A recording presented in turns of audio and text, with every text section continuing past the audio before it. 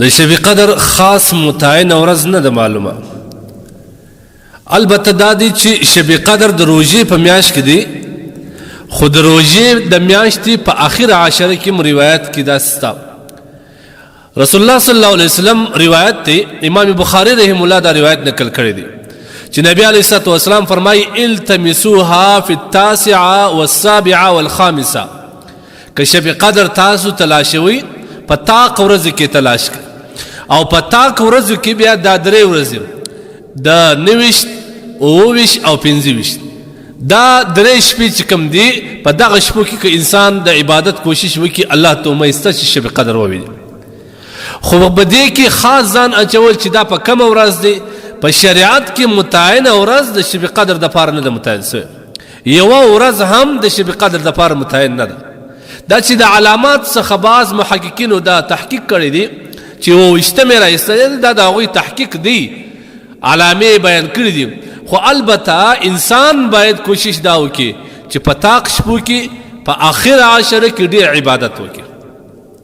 دا د شب قدر احتمال نبی علیه الصلوة والسلام وایي په دغه شپو کې ستا ځکه روایت کې راځي نبی علیه السلام فرمایي تحروا لیلة القدر فی العشر الاواخر، په آخر عشره کې تاسو شب قدر تلاشوي.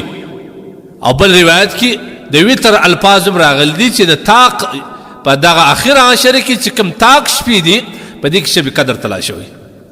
خو دا خاص په دې کې ولیدل چې دا شپه به بل بني اول خو انسان ته پکار دا دی چې الله زموږ سره دومره اعزاز کړی دی چې د یوې شپې باندې الله سبحانه وتعالی د درو اتیا کال عبادت ثواب مشترک کی. په دې کې بیا موږ لانجې کوو چې خامخا کم شپه هغه راوښی هغه کوم، خامخا کم ساعت هغه راوښی هغه کوم، نه دی پکار داسې.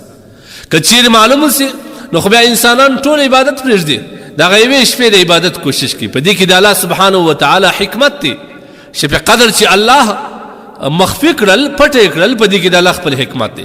خو البته انسانان باید کوشش دا وکړي، د حدیث در امام بخاری رحم الله دا روایت نقل کړی دی چې دی کوشش باید دا وکړي فلتمسوها، د دې شب قدر تلاش په عبادت باندې وکړي، په چیش کې په دغه درو شپو کې خاص کر 25 29 او 29 په دغه شپو کې کوشش دا وکړي.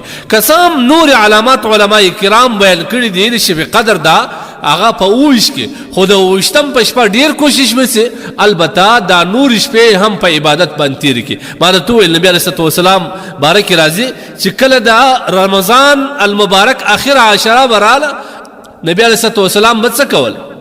نبی علیه الصلوة والسلام مبارک راضي احیا لیله، نبی علیه الصلوة والسلام به شپې رڼولې، دا ټول شپه په عبادت تیر کړل. نو چې نبی علیه الصلوة والسلام تیروله موږ ته څه پکار دی؟ سره د دې چې موږ څومره ګناهګاران دي، څومره خطاکاران دي، څومره د الله سبحانه وتعالی بغاوت مې کړی دي، موږ ته پکار ده چې شپه او ورځ دواړه په عبادت باندې تیر کړو. لہذا تاریخ متعین تاریخ نه دی معلوم، البته د طاق شپو په آخر عشره کې د عبادت کوشش کول پکار دی.